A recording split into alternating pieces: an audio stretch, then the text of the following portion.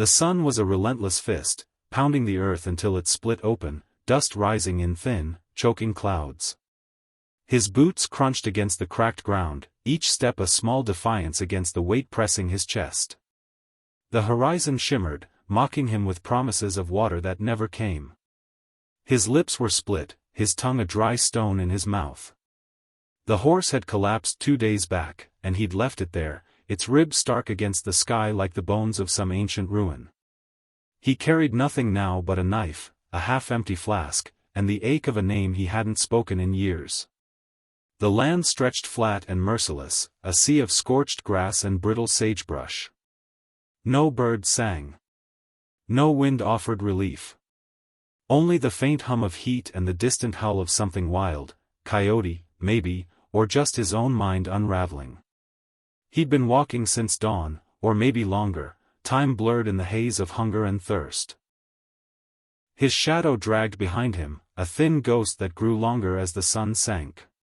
He didn't know where he was going anymore, only that stopping meant surrender. The roof caught his eye first, a jagged line against the fading light, like a broken tooth. A house, or what was left of it, squatted low in the distance. Its walls were weathered gray, half-eaten by wind and time. A chimney leaned drunkenly, spilling bricks into the dirt. He stopped, swaying on his feet, one hand shielding his eyes. Something moved atop the roof. A shape, small and hunched, cradling something smaller still. His heart lurched, not from hope but from the sudden weight of seeing another soul in this forsaken place. He staggered closer, the ground tilting under him. The shape became a woman, her dress torn and sun-faded, her hair a tangle of black against the red sky. She sat cross-legged, a child pressed to her chest, its tiny head nestled under her chin. Her eyes were fixed on the horizon, unblinking, as if she could will something to appear. The child was silent, too still, its small hands curled like wilted leaves. His throat tightened. He didn't know if it was alive. He reached the base of the house, his shadow pooling dark against the cracked earth. The ladder to the roof was half broken, rung splintered and swaying. He climbed anyway, each step a gamble, his hands raw against the wood. When he reached the top, she didn't turn. Her face was sharp and hollow, cheekbones like blades under her skin. The child's chest rose faintly, a flicker of life that made his own breath catch. "You're late," she said, her voice low and rough, like gravel underfoot. She didn't look at him. Her eyes stayed on the horizon, where the sun bled red into the earth. He sank to his knees, the roof creaking under his weight. The air smelled of dust and sweat, and something sweeter, like milk gone sour. He wanted to ask who she was, why she was here, what she meant by late. But his tongue was too heavy, his mind too slow. Instead, he stared at the child, its tiny fingers twitching against her chest. The woman's hands were steady, cradling it with a fierceness that made his own hands feel empty. The wind picked up, carrying the faint scent of rain that would never come. He remembered another roof, another time, his sister's house, years ago, before the fever took her. She'd sat with him under the stars, her laughter soft as she pointed out constellations he couldn't see. He'd left her there, chasing promises of gold in a land that broke men like twigs. The memory stung, sharp and sudden, and he pressed his knuckles to his eyes to stop it. The woman shifted, her gaze finally meeting his. Her eyes were dark, not with anger but with something heavier. Grief, maybe, or defiance. "You got water?" she asked, her voice barely above a whisper. He fumbled for the flask, his fingers clumsy. It was nearly empty, but he held it out. She took it without a word, tipping it to the child's lips first, letting a few drops fall. The child stirred, a faint whimper breaking the silence. She drank next, her throat working slow and deliberate. When she handed it back, her fingers brushed his, rough and warm. The sky darkened, stars pricking through the haze.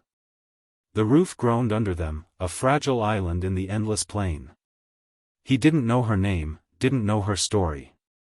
But for the first time in days, he felt the weight of something other than his own despair. The night settled heavy, the air thick with the scent of dust and cooling earth. Stars burned cold above, their light too weak to touch the shadows pooling around the roof. He sat a few feet from her, his back against the crumbling chimney, the rough brick biting into his spine. The woman hadn't spoken again, her attention fixed on the child, whose breaths came shallow but steady now. She rocked it gently, her hands tracing small circles on its back, a rhythm that seemed to hold the world at bay. He watched her fingers, calloused and thin, and felt a pang of something he couldn't name, envy, maybe, or shame. His mind drifted, unmoored by hunger and the ache in his bones. He saw his sister again, her face pale in the lamplight, her voice soft as she begged him not to go.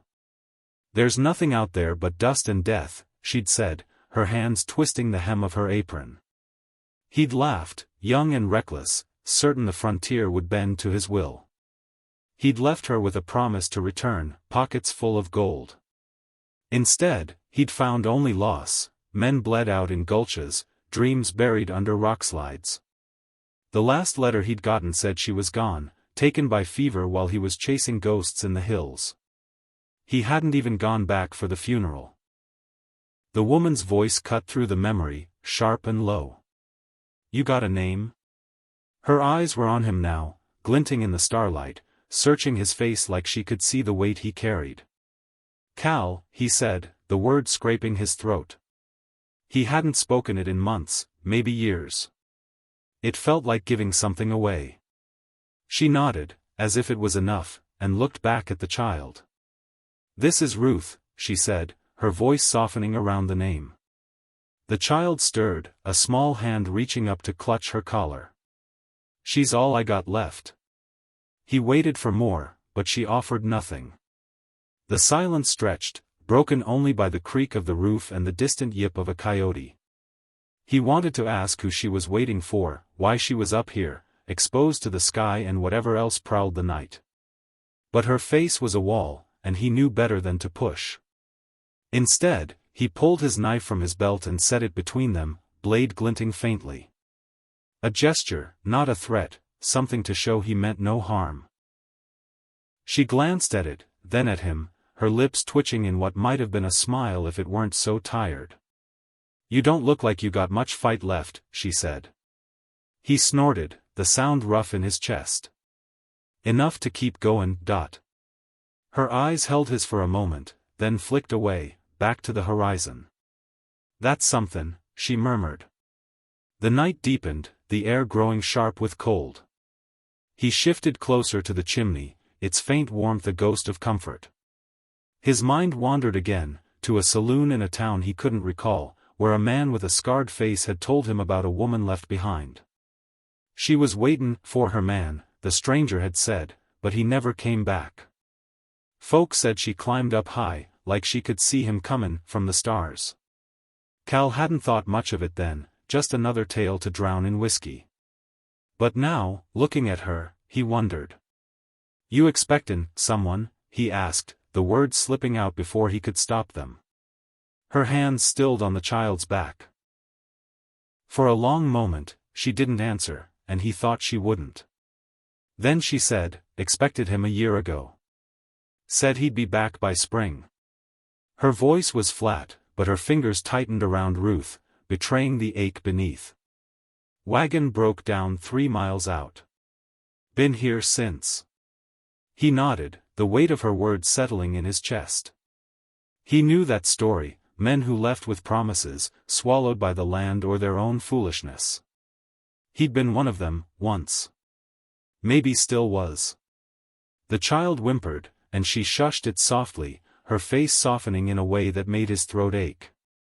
He reached into his pocket, fishing out a strip of jerky he'd been saving, half-chewed and tough as leather. He held it out, his hand steady despite the tremble in his limbs. She took it, broke off a small piece, and chewed it slowly before pressing the rest to Ruth's lips. The stars wheeled above, indifferent. The roof felt smaller now, the space between them less like a chasm. He didn't know if he could help her, or if she'd even let him try. But for now, they were here, two shadows against the endless night. The dawn came slow, a thin line of gold bleeding into the gray. The air was sharp, biting at his knuckles where they rested on the roof's edge. Cal hadn't slept, his eyes heavy but restless, fixed on the horizon where the woman's gaze still lingered. She'd stayed awake too, her body curled protectively around Ruth, the child's soft breaths a faint rhythm against the silence. The roof creaked beneath them, a tired thing holding on against the weight of time and neglect. The world felt fragile, like it might crumble if he moved too fast. He shifted, his joints stiff, and caught her glancing at him, her face unreadable. Her name was still a mystery, but he didn't ask. Names felt like debts out here, and he wasn't sure he could pay. Instead, he stood, stretching his aching legs, and peered over the edge. The ground below was littered with broken things, shards of glass, a rusted plow, a child's shoe half buried in the dirt. His stomach twisted, not from hunger but from the story those scraps told. "Got anything down there?" he asked, nodding toward the house. His voice was rough, unused to softness. She didn't answer right away, just tucked a strand of hair behind her ear, her fingers brushing Ruth's cheek.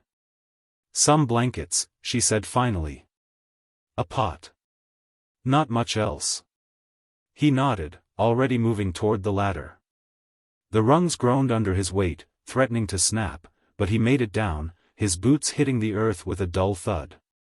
Inside, the house was a husk, walls stained with damp, a table overturned, a single chair leaning like a drunk.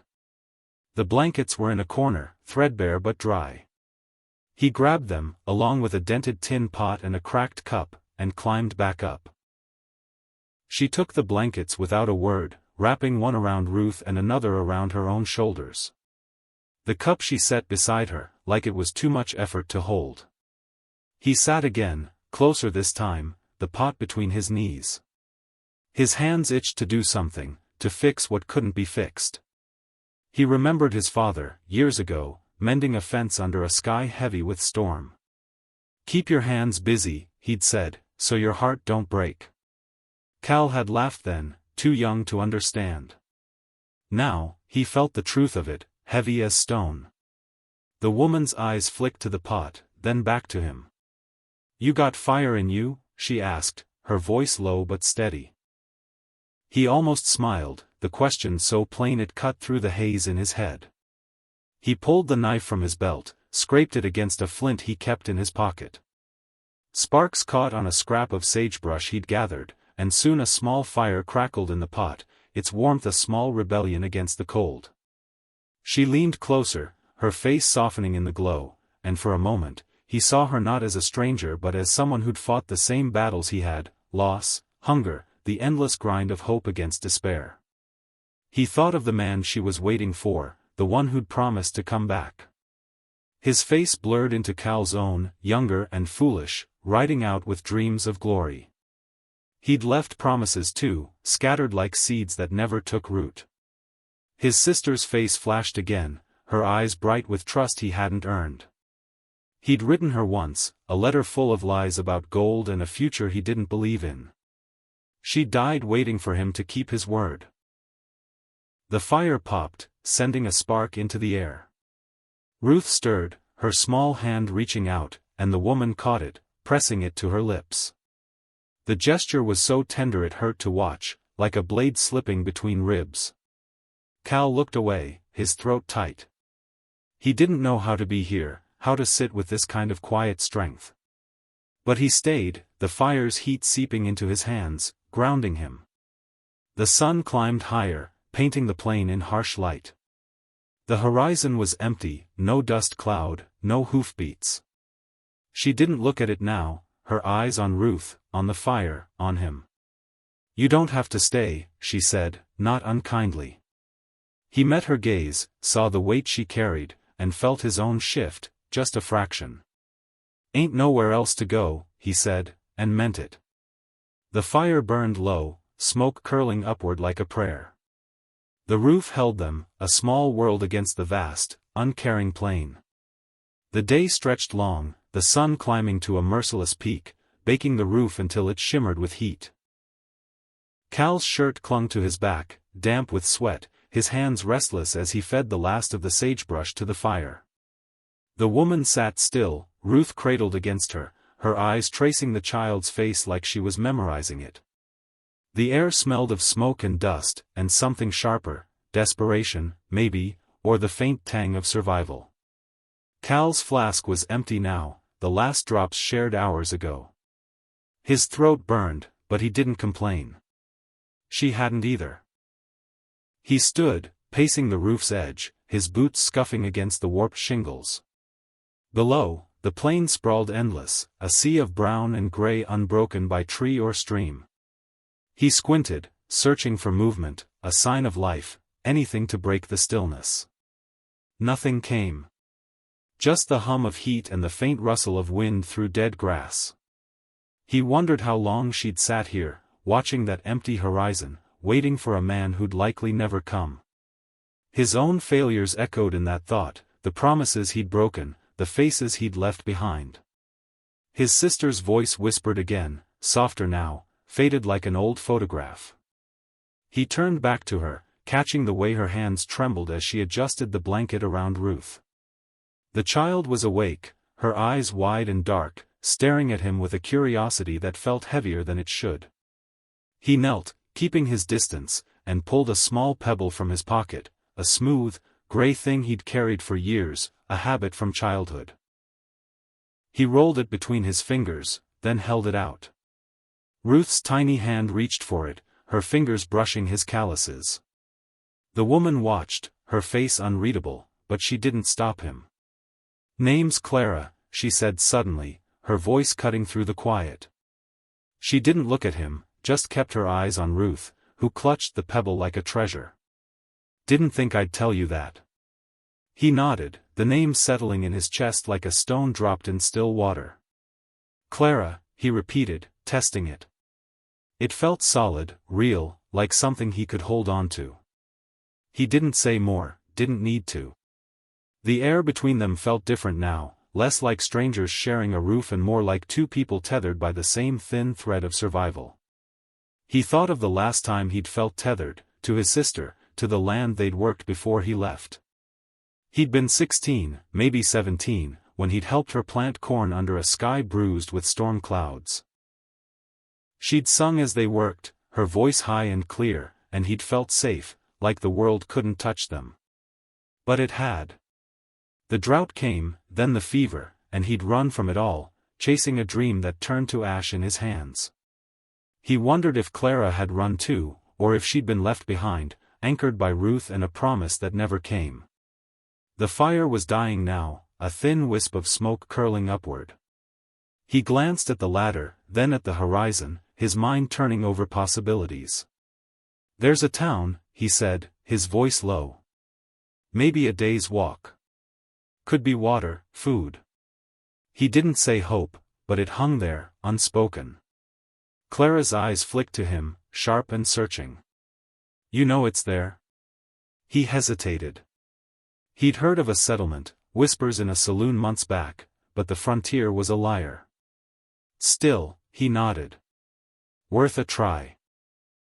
She didn't answer right away, just looked down at Ruth, who was turning the pebble over in her hands.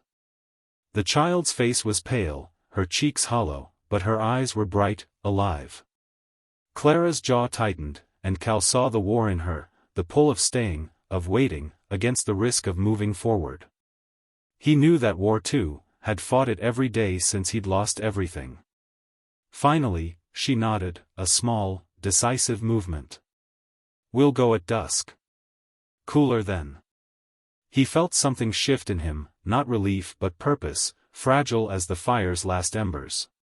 He didn't know if they'd make it, if the town was real or just another mirage. But her nod, her trust, was enough for now. He stood, brushing the dust from his hands, and looked out at the plain. The sun was sinking, painting the sky in shades of blood and gold. The world was still harsh, still indifferent, but they were moving toward something, together. Dusk settled like a sigh, the sky bruised purple and gold, the heat of the day bleeding into a cool, sharp edge. Cal stood at the roof's edge, his shadow long and thin, stretching toward the horizon like it could reach the town he'd promised. Clara was gathering Ruth, wrapping the child in the blanket, her movements slow but deliberate, as if each one cost her something. The air carried the faint scent of sage and earth, stirred by a breeze that felt like a warning. Cal's hands twitched, wanting to help, but he stayed still, letting her move at her own pace. The ladder groaned as they descended, Clara first, Ruth clutched tight to her chest. Cal followed, his boots slipping on the splintered rungs, his heart thudding with a fear he couldn't name. The ground felt unsteady underfoot, as if the earth itself might shift and swallow them. Clara didn't look back, her steps sure despite the weight of the child and the hunger that hollowed her cheeks. He followed, the knife at his belt a small comfort, though he knew it was useless against the vastness of the plain. They walked in silence, the only sounds the crunch of their boots and Ruth's soft murmurs. The horizon was a dark line now, the stars beginning to prick through the dusk. Cal's mind churned, pulling him back to a night years ago, walking a different road with a man named Eli, a prospector with a laugh like gravel. They'd shared a fire, a bottle, and stories of what they'd do when they struck it rich. Eli had talked of a wife, a girl with eyes like the sky, waiting for him in a valley somewhere east. Cal had nodded, half listening, too caught up in his own dreams. He'd woken to find Eli gone, his pack with him, and Cal's trust in men broken a little more. He glanced at Clara, wondering if she'd been that girl, waiting for a man who'd never come. The plain stretched endless, the grass whispering secrets as they passed. Ruth stirred, her small voice breaking the quiet. "Mama, where we goin'?" Clara's step faltered, just for a moment, and Cal saw her shoulders tense. "Somewhere better, baby," she said, her voice soft but firm, like she was convincing herself as much as Ruth. She glanced at Cal, her eyes sharp in the fading light. "You sure about this town?" He swallowed, his throat dry as the dirt underfoot. "Heard it's there. Can't swear to it." Honesty felt like a risk, but lying felt worse. She nodded, her jaw tight, and kept walking. He admired her for that, the way she carried on, no matter the odds. It reminded him of his sister, the way she'd kept the farm going after their parents died, her hands blistered but never still. He'd left her to that work, chasing a life that didn't exist. The guilt of it sat heavy in his chest, a weight he'd carried so long it felt like part of him. They walked until the stars were bright, the plain a sea of shadow. Ruth grew heavy in Clara's arms, her head lolling against her mother's shoulder. Cal stopped, his legs aching, and pointed to a low rise where a cluster of rocks offered shelter. "Rest here," he said. "Just for a bit." Clara hesitated, her eyes scanning the darkness, but she nodded and sank to the ground, Ruth curled against her. Cal gathered what dry grass he could, piling it against the rocks to shield them from the wind. He sat a few feet away, his back to a boulder, the cold seeping through his coat. The night was quiet, save for the faint rustle of grass and the distant howl of something wild. He watched Clara, her hand stroking Ruth's hair, her face softened by the starlight. He wanted to ask about the man she'd waited for, about the life she'd left behind, but the words felt too big, too heavy. Instead, he said, "You're strong, Clara. Stronger than most." She looked at him, her eyes glinting with something like surprise, maybe gratitude. "Ain't about strength," she said. "It's about what you can't let go of." She kissed Ruth's forehead, her lips lingering, and Cal felt his heart twist. The stars turned above, cold and distant, but the ground beneath them felt solid, real. They were still here, still moving, and for now, that was enough.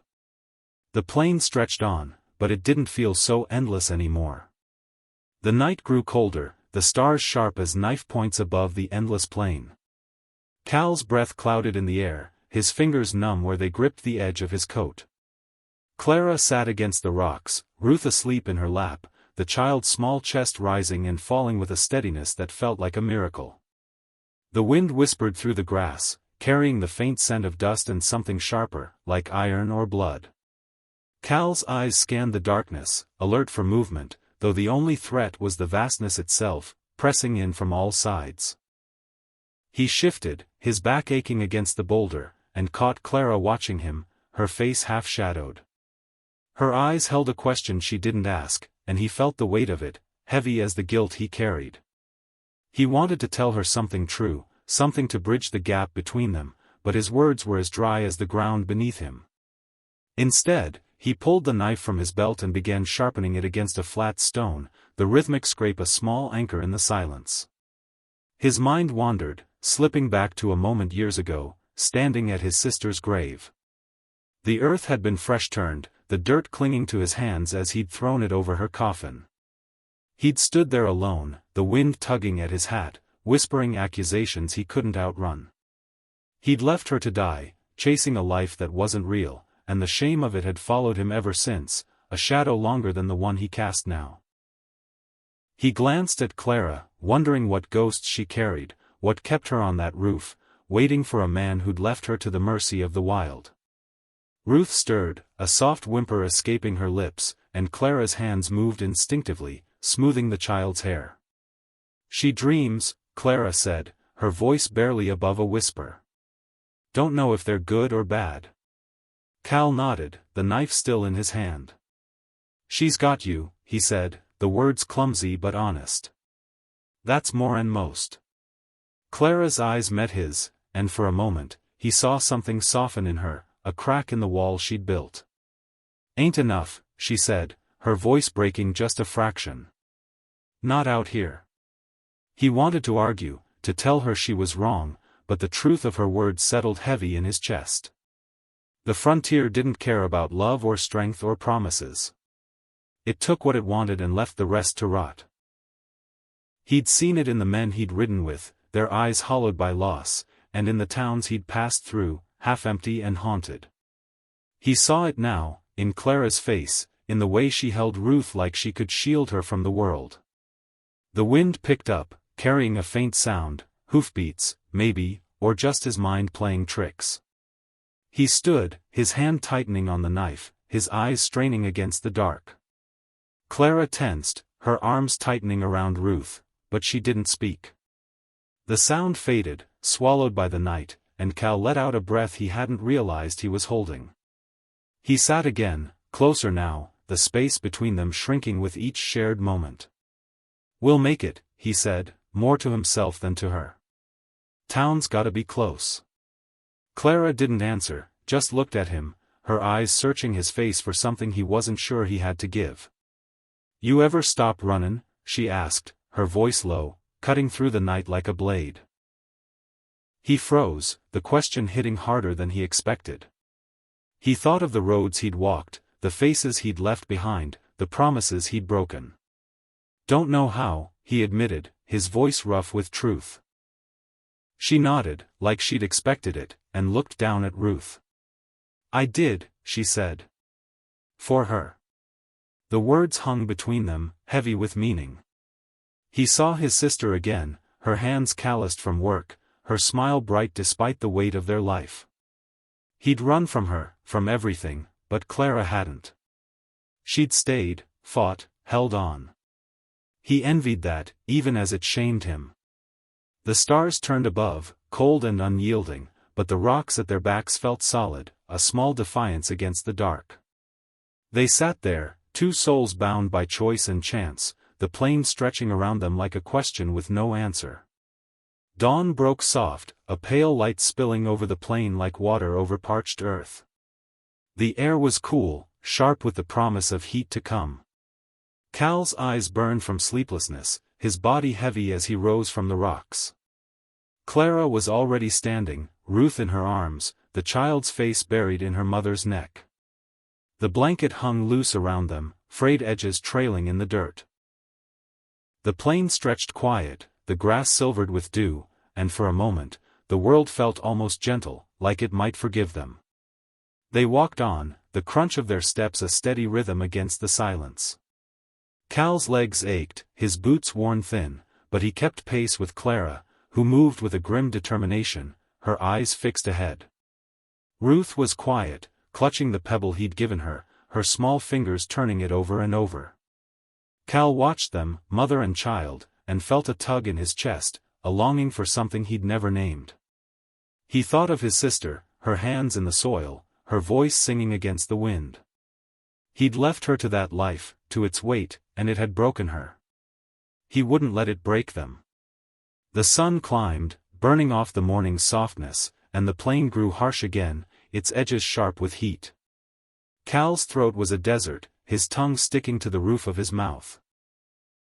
He glanced at Clara, saw the sweat beading on her brow, the way her steps faltered when she thought he wasn't looking. He wanted to carry Ruth, to ease her burden, but he didn't ask. She held the child like a lifeline, and he wouldn't take that from her. By noon, the horizon shimmered, a cruel trick of light that promised water where there was none.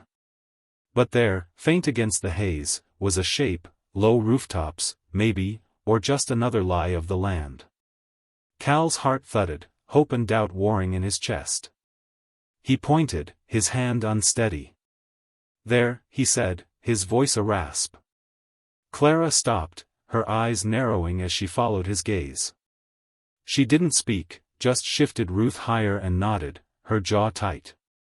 They kept walking, the shape growing clearer, a cluster of buildings, weathered and small, but real.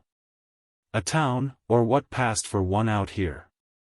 Smoke curled from a chimney, and the faint sound of voices carried on the wind, sharp and human. They reached the edge of the town by mid-afternoon, the ground turning to packed dirt underfoot, rutted with wagon tracks.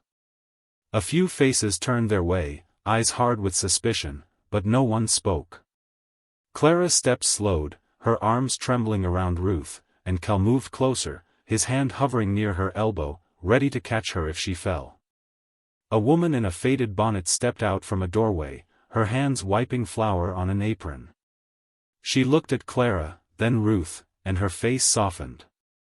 "Water's inside," the woman said, nodding toward the house. "Food, too, if you're hungry." Clara hesitated, her eyes flicking to Cal, searching for something, permission, maybe, or reassurance.